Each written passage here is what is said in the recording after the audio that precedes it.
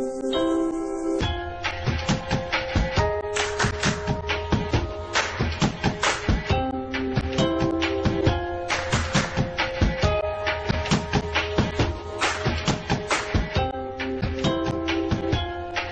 unfortunate that when we feel as though we can roll ourselves over 'cause we're uncomfortable.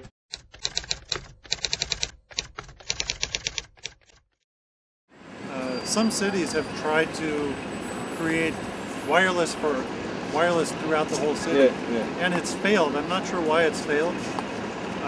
But I would love to have that. I just stay home with my computer.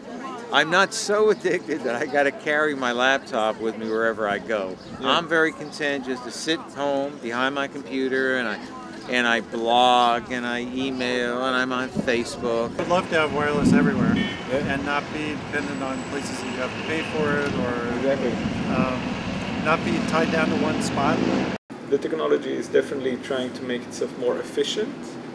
And a lot of what makes us rest is the ability to not be efficient. And it's easier when you don't have a cell phone or you can't work from home.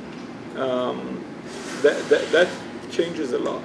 And it doesn't necessarily change for the better. And it is a gradual change as well, so we don't really notice as it's taking over our lives.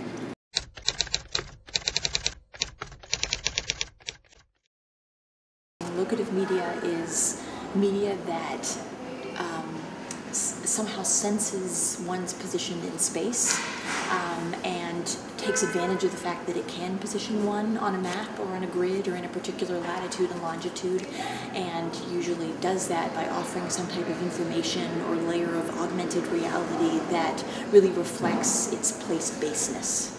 This year, it's really all about location and real time, and we're seeing that with Foursquare, PlansCast, and a lot of other startups. And I know for us, what we're trying to do is bring together real time, because we're promising advice before you get out the door, as well as user-generated content. So content that users upload their photos, and then users also review look. We think this is kind of the next generation of search online.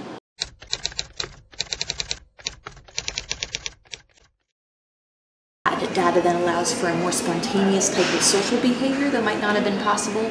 I mean, a similar argument was made when cell phones became popular, I don't know how, like 10, 15 years ago, when people didn't, the argument then was that people don't make plans anymore. Before, you would say, okay, I'm going to meet you at 4 p.m. at this place. Now, with cell phones, you could just call.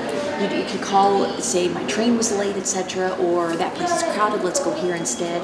And with these new kind of GPS-based technologies like Foursquare, you don't really even have to have that verbal communication. You can just see through sensors where different people are that you want to be with, and be very kind of almost opportunistic in how you navigate a city to be with the people you want to be with. If you don't like to be bothered all the time, don't get a cell phone.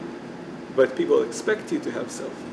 If you don't want, like to be, to have to work all the time, don't get email. But people expect you to have email. So it's not really a choice. There's this thing, there's a BlackBerry application for Google where you can be friends with your friends, and it'll show on Google Maps where your friends are located, and you can watch them move around. But I think that's really weird because then my girlfriend would know exactly what I was doing at all times.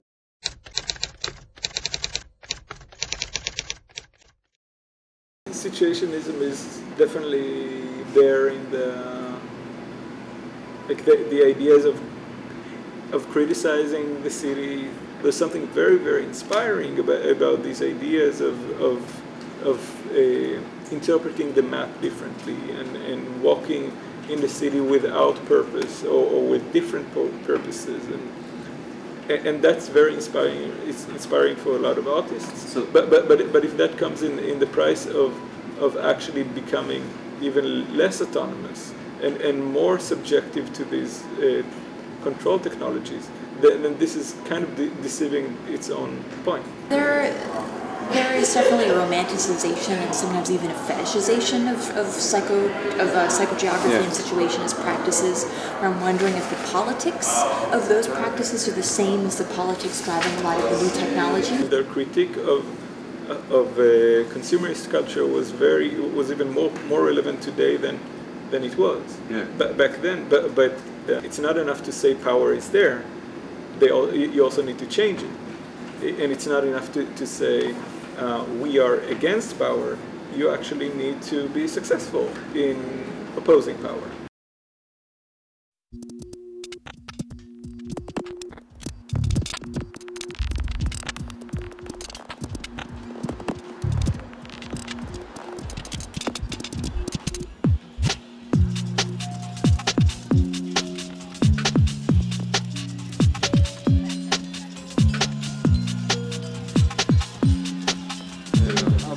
The experience?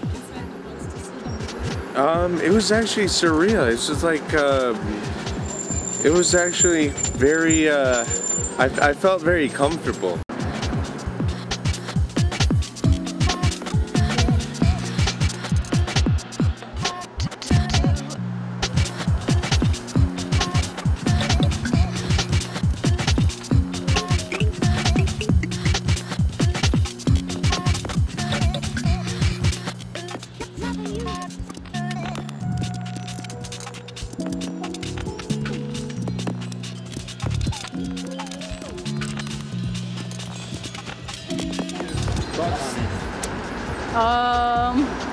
I've never watched a movie in a cardboard box before, so that was definitely something new.